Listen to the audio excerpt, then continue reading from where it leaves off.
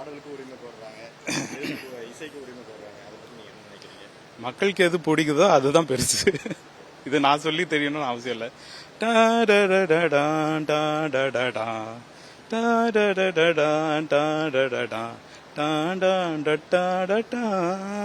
அப்படின்னு பாடினா உங்களுக்கு என்னன்னு தெரியுது.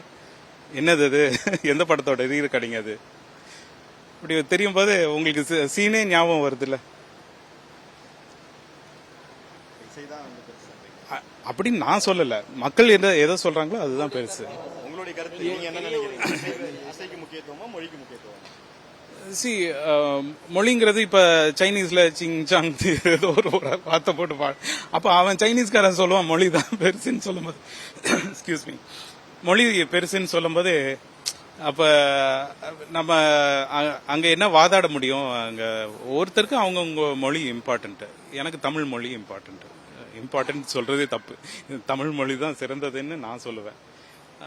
தமிழ் இசைன்னே சொல்லுவாங்க. தமிழ் இசைங்கிறது தேவாரம் இதுல இருந்து எல்லாத்துல இருந்தும் வந்தது.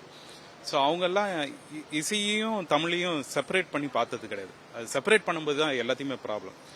இந்தியாவுக்கும் பாகிஸ்தானுக்கும் செப்பரேஷன் இருக்கிறதுனால தான் ப்ராப்ளம். அது புரியுதுங்க, அது புரியுது. அவங்க தேவாரம் வந்து பாடல் வரியோட சேர்ந்து தானே வருது. தோடுடைய செவியே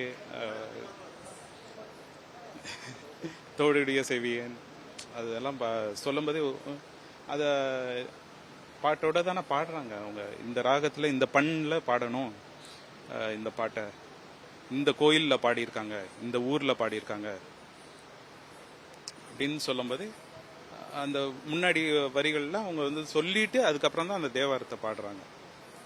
ஸோ யார் பாடினாங்க, எல்லாமே எந்த ஊர்ல பாடினாங்க. தமிழும் இசையும் வேறு வேறு இல்லை என்னை பொறுத்த வரைக்கும். தமிழர்களும் இசையும் வேறு இல்லை.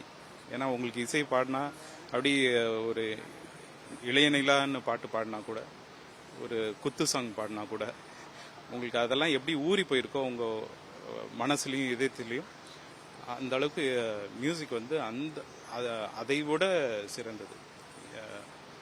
இசை வந்து யூனிவர்ஸ்னா அதுல மவுண்ட் எவரெஸ்ட் எங்க அப்பா. செய்திகளை உடனுக்குடனும் துல்லியமாகவும் தெரிந்து கொள்ள சப்ஸ்கிரைப் பண்ணுங்க.